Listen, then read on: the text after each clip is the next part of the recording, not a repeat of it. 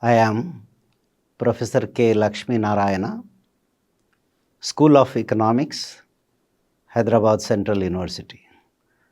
I am also organizing secretary of Telangana Save Education Committee and core committee member Social Democratic Forum. ఈ వీడియోలో జాతీయ విద్యా విధానం దాని దుష్ప్రభావం రిజర్వేషన్లపై ఎలాగ ఉంది అని తెలుసుకుందాం. ఈ జాతీయ విద్యా విధానంలో విద్యకు బడ్జెట్ ప్రభుత్వమే నియమించిన ఎన్నో కమిషన్లు కమిటీలు సూచించినట్టుగా జీడిపిలో 6% ఇవ్వాలనేది ఉన్నది. కానీ ఈ జాతీయ విద్యా విధానంలో 6% ఇస్తామని అన్నారు, కానీ ఎప్పుడు ఇస్తామా అనేది వాళ్ళు అందులో తెలియజేయలేదు. దీని అర్థం ఏంటంటే నిర్దిష్టంగా ఇస్తామని చెప్పలేదు. ఎప్పుడైతే విద్యకు సంబంధించి 6% నిధులు కనుక కేటాయించరో ఇక మార్గం ఏంటంటే విద్య ప్రైవేటీకరణే, విద్య కార్పొరేటీకరణ. ఇవాళ ప్రైవేటీకరణ కూడా అనటం కాకుండా విద్య కార్పొరేటీకరణ జరుగుతుంది.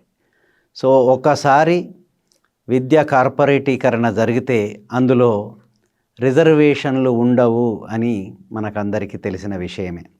గత 10 సంవత్సరాలలో కూడా నరేంద్ర మోడీ ప్రభుత్వం విద్యకు కేంద్ర బడ్జెట్లో 2014లో 6% ఉంటే 2023లో దాన్ని 2.6%కి తగ్గించారు అని అంటే విద్యా ప్రైవేటీకరణను, విద్యా కార్పొరేటీకరణను ప్రోత్సహించి రిజర్వేషన్లు లేకుండా ఎట్లా చేశారో అనేది మనకు తెలుస్తుంది.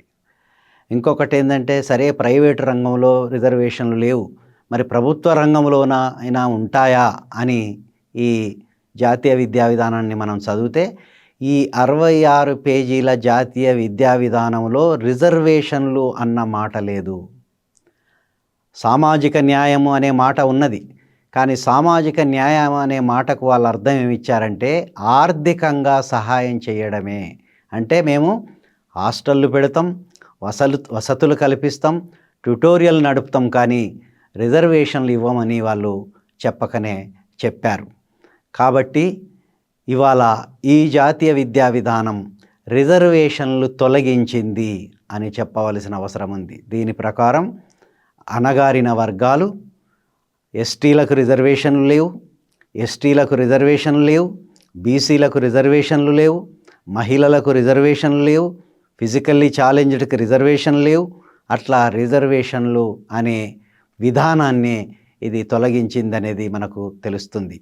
అయితే మనకు ప్రశ్న రావచ్చు, ఈ డాక్యుమెంట్లో ముందు నుంచి కస్తూరి రంగన్ ఫస్ట్ తయారు చేశాడు పెద్ద డ్రాఫ్ట్, ఒక 300 పేజీలకు పైగా. అప్పటి నుంచి ఇప్పటి వరకు ఎప్పుడు కూడా లేదా రిజర్వేషన్ల మాట అంటే ఫస్ట్ డ్రాఫ్ట్లో లేదు, ఫైనల్ డ్రాఫ్ట్లో లేదు, మధ్యలో ఎన్నో డ్రాఫ్ట్లు వచ్చాయి. ఒక డ్రాఫ్ట్లో మాత్రం వాళ్ళు రిజర్వేషన్లు అనే ప్రస్తావన తీసుకొచ్చారు. అంటే మొదటి డ్రాఫ్ట్లో లేదు, మధ్యలో ఉంది, తర్వాత చివరిలో తీసేశారంటే దీని అర్థం ఏంటంటే కావాలనే ప్రయత్నపూర్వకంగానే రిజర్వేషన్లు తొలగించారు అనేది మనకు అర్థమవుతుంది. కాబట్టి ప్రభుత్వ రంగంలో కూడా ఇవాళ ప్రభుత్వ పాఠశాలలు కావచ్చు, కళాశాలలు కావచ్చు, విశ్వవిద్యాలయాలు కావచ్చు, అక్కడ విద్యార్థుల అడ్మిషన్లలో ఇక రిజర్వేషన్లు ఉండవు. అక్కడ ఉపాధ్యాయులకు కానీ, అధ్యాపకులకు కానీ, ప్రొఫెసర్లకు కానీ వాళ్ళ నియామకాలలో కానీ లేకుంటే ప్రమోషన్లలో కానీ రిజర్వేషన్లు ఉండవు. అంతేకాకుండా నాన్ టీచింగ్ అంటే బోధనేతర సిబ్బంది నియామకాలలో కూడా వాళ్ళ ప్రమోషన్లో కూడా రిజర్వేషన్లు ఉండవు. అంటే రాజ్యాంగం ఇచ్చిన ఏదైతే హక్కులు ఉన్నాయో ఆర్టికల్ 14, ఆర్టికల్ 16 సమానత్వపు హక్కు, సమాన అవకాశాలు అనే హక్కు, సామాజికంగా విద్యాపరంగా వెనుకబడిన వర్గాలకు రిజర్వేషన్లు కల్పించాలనే హక్కును ఈ విద్యా విధానం తొలగించింది. కాబట్టి రిజర్వేషన్లను కాపాడుకోవాలనంటే ఇవాళ ఈ జాతీయ విద్యా విధానాన్ని మనం వ్యతిరేకించాలి. అంతేకాకుండా ఈ జాతీయ విద్యా విధానాన్ని తయారు చేసిన నరేంద్ర మోడీ ప్రభుత్వాన్ని వచ్చే ఎన్నికలలో ఓడించడం ద్వారా మాత్రమే మనము రిజర్వేషన్లను కాపాడుకోగలుగుతామని నేను భావిస్తున్నాను.